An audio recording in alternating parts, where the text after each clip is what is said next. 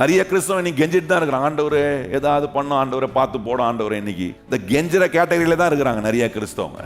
ஆண்டவர் சொல்றாரு, நீ கெஞ்சிற கேட்டகரியில உன்னை நான் வைக்கல, நான் உனக்கு எல்ஷடாவா இருக்கிறன்ற வல்லமே நீ உணர ஆரம்பிச்சுனா, அதை விசுவாசிக்க ஆரம்பிச்சுனா, உன்னுடைய வாழ்க்கையில் எல்லாம் போதுமானதுக்கு அதிகமான விதத்துல கர்த்தர் காரியங்கள் செய்வார். அமுக்கி குலுக்கி சரிந்து விழும்படி. நல்லா கவனிங்க, ஆண்டவர் ஒன்றும் ஒரு ஸ்காசிட்டியான கடவுளை அப்படியே ஒரு மாதிரி என்ன எல்லாத்தையும் அப்படியே இறுக பிடிச்சி வச்சுக்கிட்டு நமக்கு எதுவும் கொடுக்காம அப்படியே இறுக பிடிச்சி வச்சுக்கிட்டு அப்படியே ஒரு மாதிரி நீ கேட்கும் போது கெஞ்சும் போது கொடுக்குறேன் அப்படி கிடையாதுங்க.